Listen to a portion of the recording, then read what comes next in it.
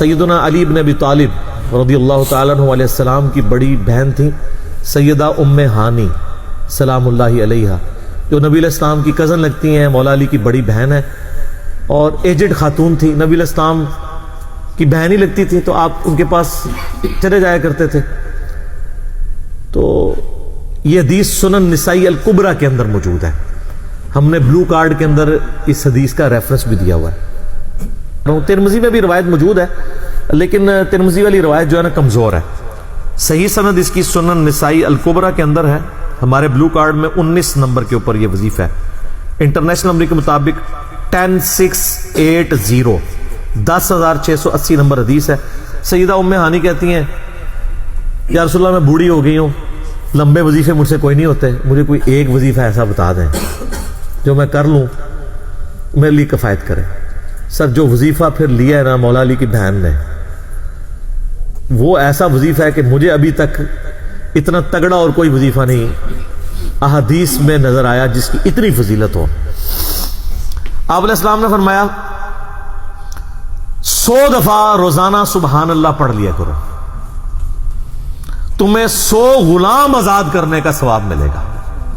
سر روزہ اگر آپ توڑ بیٹھیں تو ایک غلام آزاد کرنا پڑتا ہے، تو 100 روزوں سے بھی کے برابر یہ آپ سمجھ لیں۔ 100 دفعہ الحمدللہ پڑھ لیا کرو، تمہیں 100 گھوڑے اللہ کی راہ میں جہاد کے لیے بھیجنے کا ثواب ملے گا۔ 100 دفعہ اللہ اکبر پڑھ لیا کرو، تمہیں 100 اونٹ اللہ کی راہ میں بھیجنے کا، قربان کرنے کا، نہر کرنے کا ثواب ملے گا۔ 100 اونٹ، سر ایک اونٹ کی قیمت آلموسٹ 2-2.5 لاکھ روپے، کروڑوں روپے کا وظیفہ ہے جی، یہ ملینز آف ڈالرز کا یہ وظیفہ ہے فری میں۔ اور 100 دفعہ لا الہ الا اللہ پڑھ لیا کرو، یہ زمین و آسمان کے درمیان جتنا فاصلہ ہے اس کو ثواب سے بھر دے گا۔ سر لا الہ الا اللہ کے پھر برابری کون کر سکتا ہے؟ وہ حدیث بطاقہ ہے نا، کاغذ کے پرزے والی حدیث جامع ترمذی میں، کہ ایک شخص کے 99 دفاتر گناہوں کے کھولے جائیں گے اور نامہ مال تل رہا ہوگا تو اللہ تعالیٰ فرمائے گا میں کسی کے ساتھ ناانصافی نہیں کرتا، دوسری طرف ایک کاغذ کا ٹکڑا ڈالا جائے گا جس پہ لا الہ الا اللہ لکھا ہوگا۔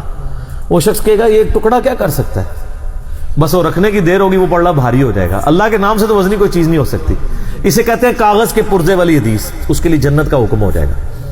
لا الہ الا اللہ کا مقابلہ نہیں ہے۔ تو یہ 4 وظیفے ہیں، سبحان اللہ، الحمدللہ، اللہ اکبر، لا الہ الا اللہ۔ یہ اتنا محبوب وظیفہ ہے کہ جو سنن ابی داؤد میں، جامع ترمذی میں صلاۃ و تسبیح والی حدیث ہے، اس میں 300 دفعہ کون سے کلمات پڑھے جاتے ہیں؟ یہی سبحان اللہ والحمد للہ ولا الہ الا اللہ واللہ اکبر، بس اتنا ہی پڑھنا ہوتا ہے۔ یہ ولا حول ولا قوت الا باللہ کی حدیثیں الگ سے ہیں، لیکن صلاۃ و تسبیح میں اتنا ہی پڑھنا ہوتا ہے، 4 کلمات۔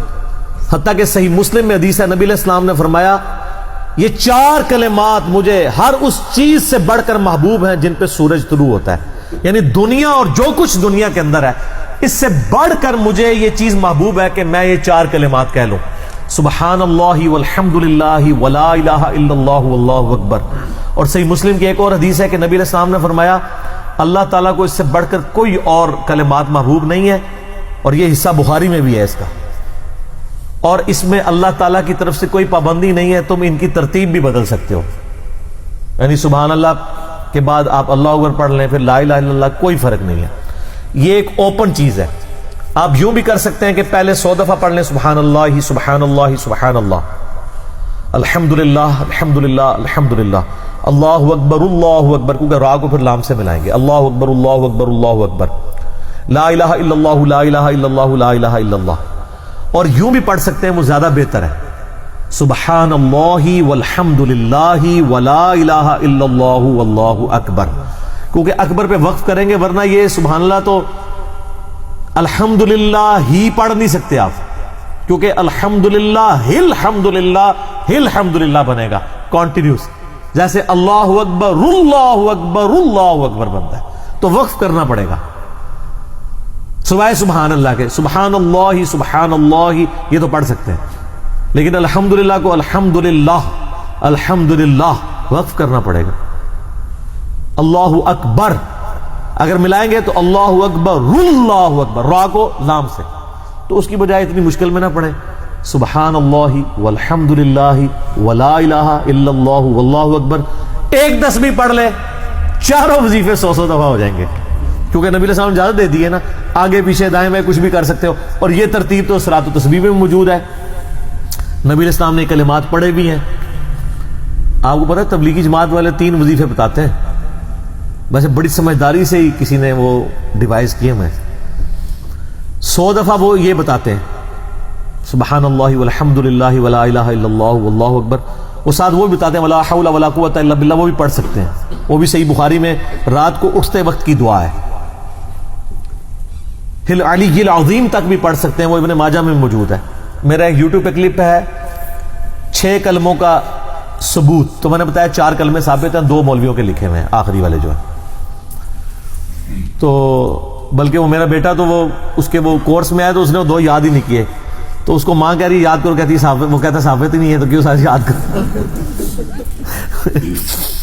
ہم ریکویسٹ کریں گے، ہمارے پاس بھی وہ کورس اسلامیات کا جو ہے نا اس کو ریویو کرنے کے لیے بھیجا ہوا ہے ہماری اکیڈمی میں انہوں نے، تو ہم اس میں ان کو ریکویسٹ کریں گے کہ یہ آخری 2 کلمے نکال دیں، پہلے 4 کلمے ثابت ہیں. وہ تو ثابت ہی نہیں ہے تو خام خواہ لوگوں کو آپ رٹا رہے ہیں.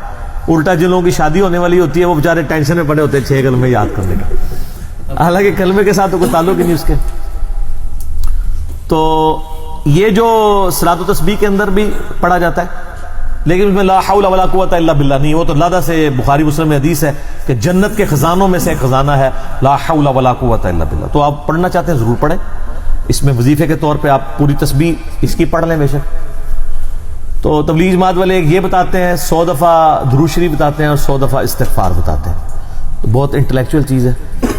یہ وظیفہ اتنا کمال ہے کہ آپ کے ہر فرض نماز کے بعد یہ وظیفہ نبی علیہ السلام نے مشروع کیا ہے. مسلم شریف میں حدیث ہے ہر فرض نماز کے بعد یہ وظیفہ پڑھنے والا کبھی نامراد نہیں جاتا.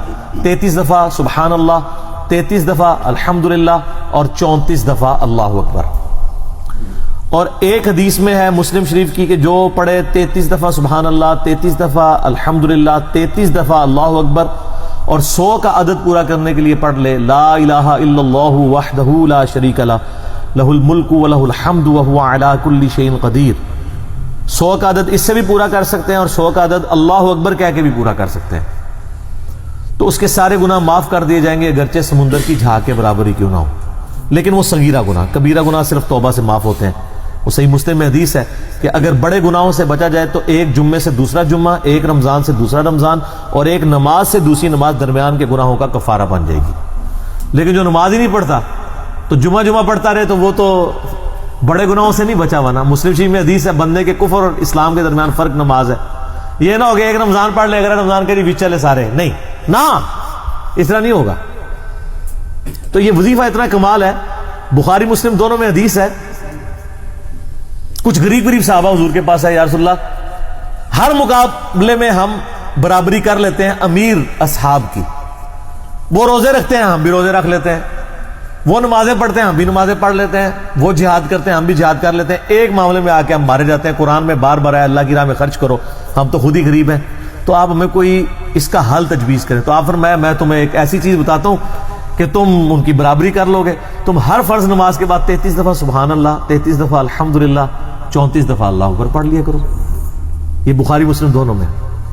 کچھ دنوں کے بعد پھر وہ حاضر ہوئے، یا رسول اللہ وہ تو امیر صاحبہ کو بھی پتہ چل گیا، وہ بھی یہی کچھ پڑھ رہے ہیں. اب ہم کیا کریں؟ تسی تک لو جناب، تسی گرین کارڈ دے بلو کارڈ دے چکر ہی پے ہو، دنیا دے آخرت کے نہیں. صحابہ کرام آخرت کے بلو اور گرین کارڈ کی بات کرتے تھے.